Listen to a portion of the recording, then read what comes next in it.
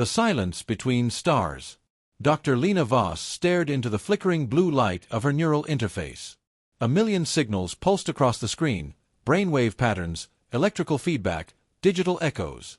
It was almost midnight in her underground lab beneath Zurich, but she barely noticed. Sleep had become optional. Purpose wasn't. Her fingers tapped rapidly on the holographic display. The prototype was close, so close, to stabilizing real-time thought-to-movement commands. If it worked, paralyzed patients could move again. Soldiers like her brother Marcus, who'd returned from the outer colonies with a shattered spine and fractured mind, might walk. Might live again. A soft chime rang. The signal analyzer blinked red. Noise, Lena muttered. Unexpected. She leaned in. The input stream had picked up something. No, someone. A frequency buried beneath standard Earth neural bandwidth, whispering at 37.43 Hz. It shouldn't exist. Suddenly, the lab lights dimmed. The air shimmered. Lena's ears rang like a struck tuning fork.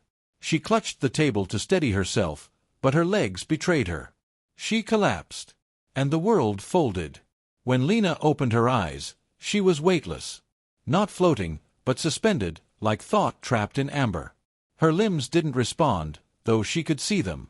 Dim blue luminescence pulsed from the walls of the chamber, organic, not synthetic. The space curved with no clear corners. Silent. Alien. Her breath came ragged, yet the air was breathable. Oh. A figure emerged from the walls. No footsteps. No sound. It was tall, 8 feet at least, with a glossy exoskeleton that shifted colors like oil on water. Its face had no mouth, no eyes, only ridges that glowed in sequence. And then she heard it, not with her ears, but inside. Human cognitive node detected. Primary interface initializing. The voice wasn't a voice. It was more like thought, broadcast through her skull. Where am I? Lena tried to speak, but no sound came. Her vocal cords were frozen. Your species demonstrates resistance to direct compliance. We have initiated adaptive neural sequencing. You will assist. Assist. Lena's thoughts sharpened through the haze of fear. She had been abducted. The neural interface she built, had it been used as a conduit? The alien moved closer. From its chest, thin filaments uncoiled, hovering above Lena's forehead. They glowed faint green. She screamed, but only in her mind. The filaments touched her skin, and pain surged through her brain, not hot, but cold, like ice spreading from her skull inward. Her memories flickered like dying fireflies. Marcus's face, her mother's laughter, late nights in the lab. Everything slipped and slid, reordered without permission. Then came silence. Not peace, void. No thoughts of her own. Just a numb, drifting acceptance. Lena floated in a hollow chamber of the self, disconnected. Compliance rate, 67%. Human subject partially assimilated. She could feel the alien thoughts poking through her own. Words she didn't choose echoed in her mind. Submission is survival. Individuality is inefficient. Emotion is noise. No. Somewhere deep inside, a whisper rose. Not theirs, hers. Fight. It was faint, but it was enough. Lena gritted her teeth, mentally, if not physically. She focused on Marcus, on his broken smile, on her purpose. She pulled it into focus, like a data stream from the noise. The Threx, she sensed their name now, buried in the mental barrage, noticed. Error. Subject resisting narrative overwrite. Reality twisted again. Suddenly she stood on a street in Zurich. Her lab was there, clean, pristine, perfect. Marcus walked down the sidewalk, whole. Birds chirped. Everything gleamed. A simulation. She stepped back. This isn't real, she whispered. The illusion cracked. The sky stuttered like a corrupted file. Lena looked up into the artificial clouds and screamed, not in fear, but in fury. Inside the chamber, the Threx reeled. The human brain was supposed to fragment under sustained neural redirection. But this one, adapted. She resists. One of them sent. Another replied, then we will overwrite harder. They didn't realize. Lena wasn't breaking. She was learning. And soon, they would regret ever tapping into the human mind. The mind war. The grass under Lena's feet felt too perfect. Not just lush, identical. Every blade. Every inch. The air smelled like spring after rain, but too crisp, like the memory of weather rather than weather itself. Zurich shimmered in soft daylight. Children laughed in the park across the street. A tram hummed past, bearing no passengers. Something was wrong. She stood in front of her lab, just as it had looked a month ago, before the abduction. Her name still glowed on the glass door, Dr. Lena Voss, Neural Interface Director. But she didn't feel real. Her mind was sluggish, like thoughts swam through syrup. Her emotions were flattened, dull echoes. Compliance sequence initiated. Subject adapted to peaceful baseline. The voice came from nowhere, everywhere, inside. Lena turned. Marcus was there, whole again. Smiling. Walking. "Hey, sis," he said warmly. Too warm. His smile was perfect, frozen at the corners. His walk had no limp. His eyes never blinked. Lena blinked instead. The illusion stuttered. A bird in the sky froze mid-flap. No. This wasn't Marcus. This wasn't home. It was a cage. She stepped back. Her foot crunched on a leaf, and it didn't make a sound. Her jaw tightened. "You think this'll work?" she muttered to the void. "A cardboard version of my life. Stability required. Resistance destabilizes collective harmony." There it was again, the they behind the curtain. The Threx. Trying to ease her into submission. Lena crouched and touched the sidewalk. The concrete texture felt real, but only skin-deep. The temperature was fixed. The wind direction never changed. The simulation was procedural, predictable. Her mind may have been slowed, but not stopped. She forced a memory to the surface. The night Marcus coded her first neurofeedback loop. He spilled coffee on the server, cursed in 3 languages, and laughed so hard he cried. That should have brought emotion, but she felt nothing. Rage flared. And something cracked. The sky rippled like water. A tram disappeared mid-track. Marcus flickered. The world twitched. Warning, unstable thought form. Subject relapsing into dissociation. Reinforce synthetic familiarity. Suddenly, Lena was in her childhood bedroom. Posters on the walls. The smell of her mother's cinnamon bread. A warm voice hummed a lullaby. "No," Lena whispered. "You don't get to use my mother." She gritted her teeth and focused. Memory wasn't passive, it was a tool. She pulled at it like a scalpel. She remembered the real Zurich, the one with cracked sidewalks, honking taxis, the dog that barked under her window every morning. She remembered chaos. Uncertainty. Life. The room began to disassemble. The posters peeled into dust. The lullaby distorted into static.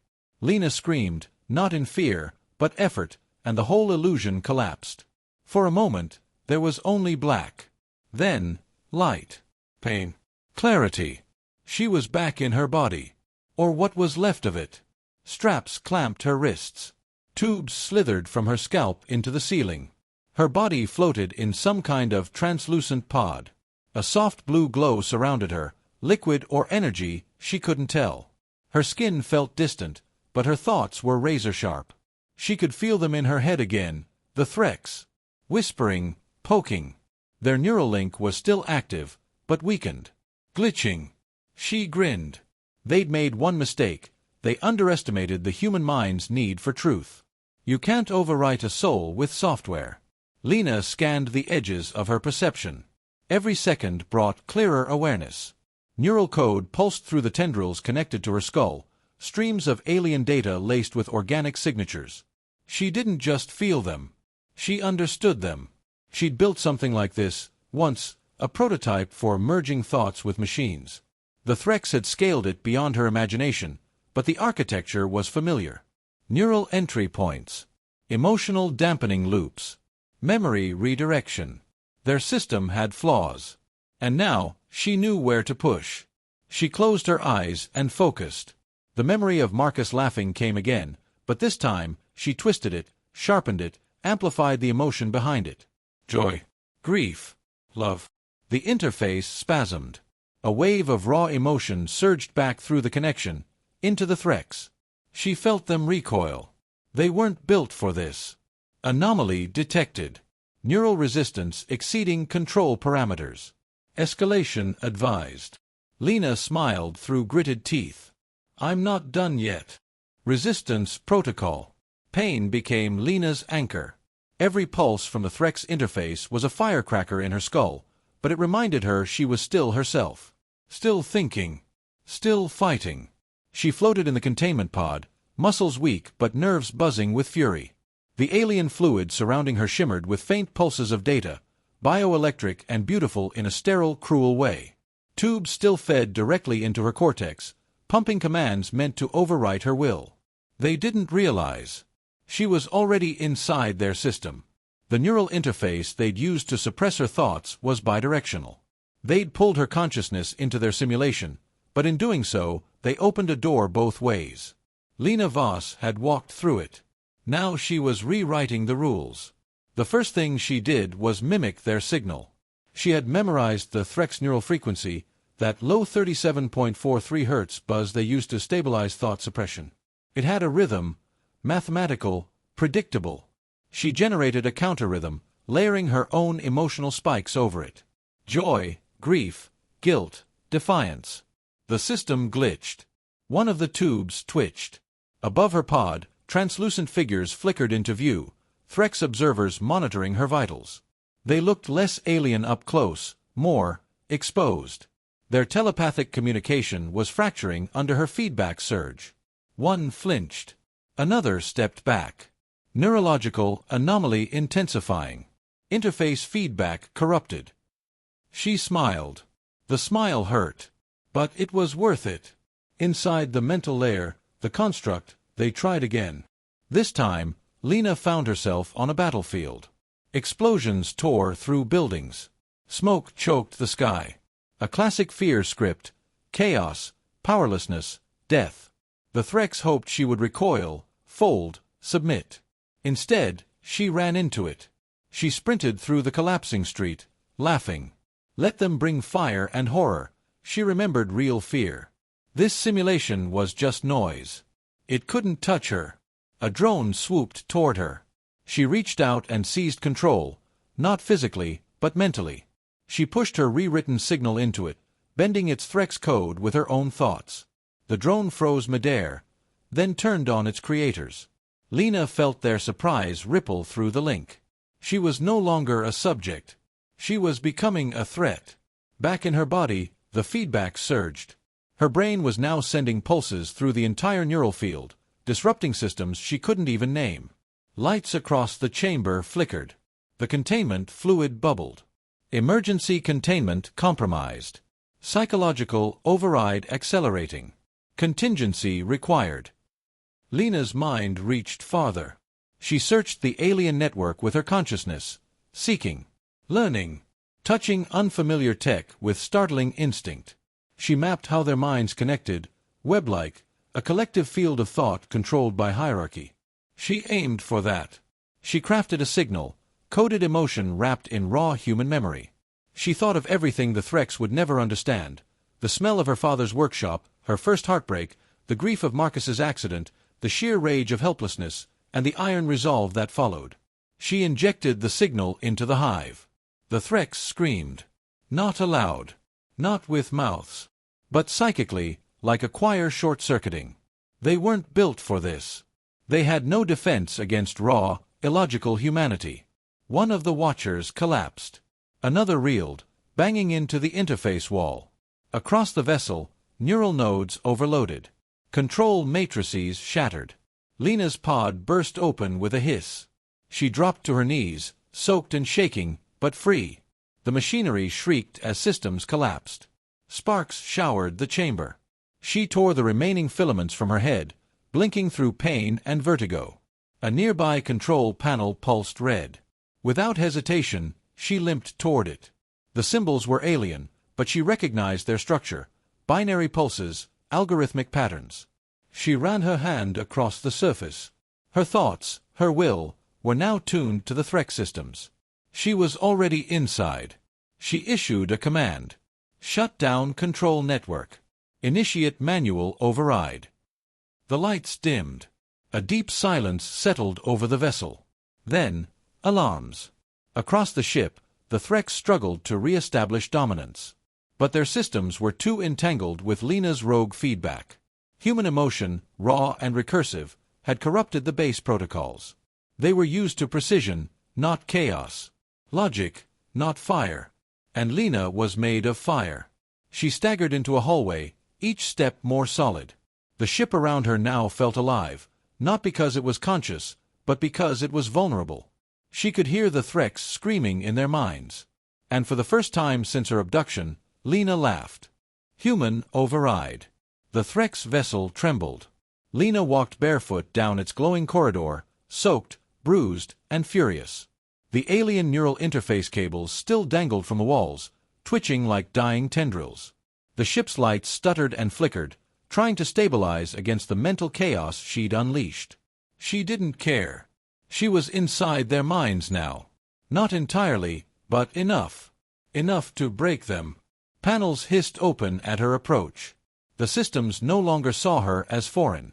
Her neural pattern had imprinted itself onto the command structure, first as noise, then as code. She was part of the ship's ecosystem. Lena Voss, human, scientist, infection. She found the command chamber at the ship's core. It pulsed like a living heart, organic walls wrapped around crystalline cores that floated midair, held up by fields of energy. For Threx remained there, linked directly into the command nexus. They turned to her as she entered, their heads tilted in silent confusion. They didn't expect her to be walking, thinking, alive.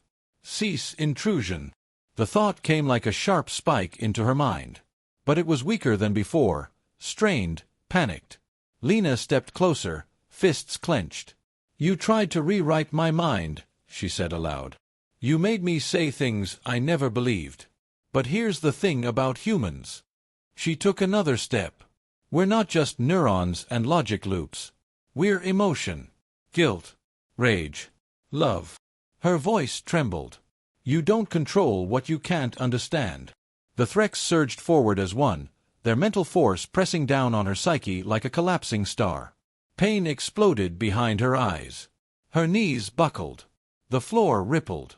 But she didn't fall. She pushed back. Her memories flooded outward. Marcus in the hospital, her father's voice reading to her as a child, the crushing silence after her mother died, the moment she first felt her brain-machine interface pulse with life. The wave of emotion smashed into the Threx. They recoiled. One fell. Another convulsed. The command nexus flickered and spat sparks as the ship's mental link fragmented. Lena crawled to the nearest control column. She reached out with her mind and fingers both, pressing her thoughts into the system. Shut down primary control core. Isolate Threx command override. Lock out hive synchronization. The ship hesitated, then obeyed. The lights dimmed again, but this time with finality. The chamber fell silent. 3 Threx lay motionless. The 4th twitched in the corner, its thoughts fractured. Lena turned away from them. They weren't her concern anymore. The ship systems opened to her fully now. Maps of star systems, communication logs, neural assimilation protocols. And at the center of it all, Earth. Targeted. Labeled, Phase 1, Cognitive Subjugation. They planned to start with her. Then Marcus. Then everyone. Not anymore. Lena accessed the self-destruct protocol. It was buried, deep and encrypted, but her mind wove through the patterns like a hacker with an intimate understanding of alien logic. Core detonation sequence armed. 5 minutes to implosion. Good. She turned and staggered back through the corridor, limbs aching. She passed broken control nodes, sparking filaments, flickering screens showing fractured simulations. At the hangar bay, a row of escape pods rested like dormant seeds. One lit up at her approach. Lena climbed inside, heart pounding. As the pods sealed shut around her, the walls formed a transparent view of the Threx vessel, now writhing with internal collapse. Red energy surged through its veins. Systems screamed in silence. The pod launched. She shot away from the alien ship like a bullet fired across the stars. The vessel detonated in the void behind her, a silent supernova of blue-white fire. Lena watched, numb. Then she closed her eyes. The next thing she knew, she was lying on a gurney under harsh white lights. Human voices swirled around her. Real ones. Doctors. Soldiers. Someone squeezed her hand. Marcus. Still injured. Still broken. But real. She gripped his hand tighter. A general leaned over her. "Dr. Voss," he said, voice clipped. "You were missing for 12 days. You came down in a pod carrying alien tech and a data core filled with horrifying things. You stopped something we didn't even know was coming." Lena stared past him. "They were going to take everything. Our thoughts. Our will. And now." She looked at her brother. "Now we fight back."